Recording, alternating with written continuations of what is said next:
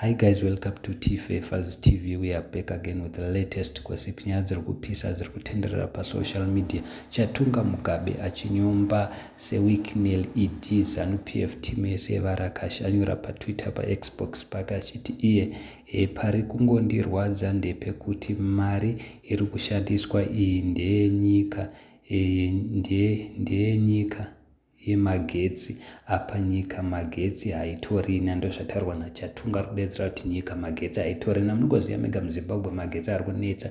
Apa ari kurifera kunyaya yaseweeknail. Mukatarisa weeknail ari kutambisa mari achitengera vanhu chimota nemari yenyika. Apa ndozviri kutaurwa naChatunga kuti kudai yanga iri mari yese mukasanganisa mari dzese dzashandiswa naseweeknail achitengera vanhu mota, imari dzokuti tinogona kugadzirisa nyaya dzemagetsi. Mukatarisa Zanupf kutimu yavo vari kudya vachiguta vachivata zvakanaka, havana kana stress.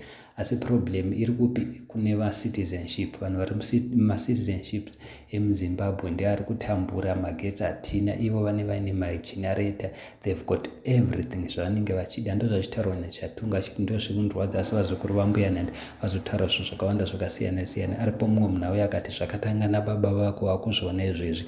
Vamwe vanhu vari kuedza kuti iwo Chatunga uri kutaura chokwadi, isi tiri kutambura, vana ED vari kudya mari. Mukatarisa iye seweeknail akapuhwa project tenda remasola kugwanda, akaita sei akadya mari yachona kukoti. Zanupf ndo koti zvaivanzi vakaendesana kukoti, Zanupf yakahwina, akanzi anopuhwa mari yacho yese. Saka mukatarisa zvinhu zvekuZimbabwe zvakadhakwa guys. Ndo zvachitaurwa naChatunga vachiti mufanha iwewe une pfungwa kudarika baba vako, kudai uri iwewe wakapinda panyanga zvako zvinenge zviri nani, ukabetsera nyange chamisa nekuti Zanupf yationesa nhamo. Mukatarisa nezvemagetsi ari kunetsa, zvinhu zviri kudhura, hapana kana chinhu chiri kubatika. Saka ndo nyaya yangataura nayo. Handizii guys kuti matikudi, please comment down below mutiudze kuti zvataurwa naChatunga ichokwadi chaicho here kana kuti nhema, because vanhu vari kudedza kuti ichokwadi hatisi kuramba, but zvakatanga nababa vako. Vese havana ED team yese iri kuteera yevarakashi